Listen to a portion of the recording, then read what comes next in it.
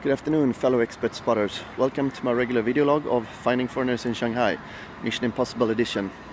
Today I'm going to explain to you why the number of Western expats have dropped precipitously in recent years. Day 247 of my search, and I think I'm starting to think I need to readjust my strategy. You see, back in 2010, this was a pretty straightforward job. Stand on Nanjing Road, spin around 3 times, and boom, you'd spot at least 5 foreigners taking photos of the Oriental Pearl Tower.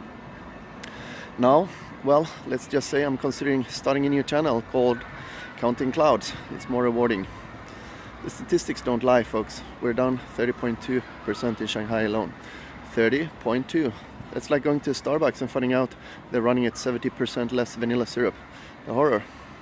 In the previous episode, we concluded some massive drops in the population of Westerners in China in the years leading up to the pandemic, and basically falling off a cliff during the first year of it. According to official statistics, the foreign population in Shanghai rose from 100k in 2005 and peaked out at around 180k in 2015.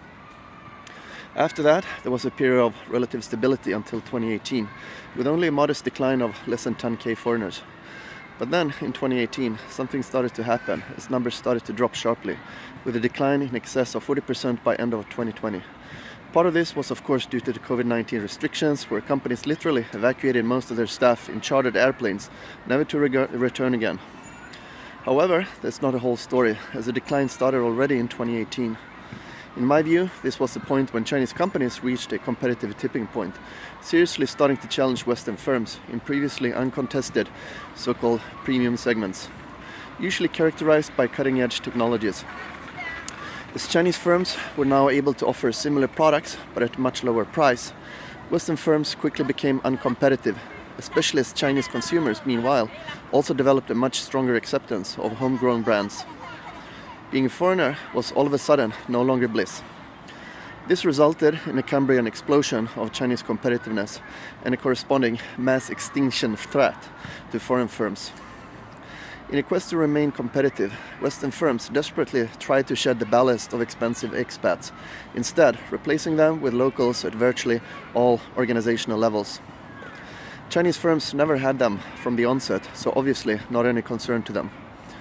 Now, after the COVID pandemic, numbers have recovered a bit, but are still nowhere near pre-pandemic levels.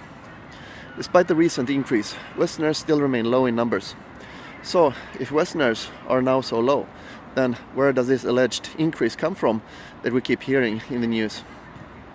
Well, rest assured, I will give you an answer, but I'll save that for the next episode. So stay tuned, hit the like button, and don't forget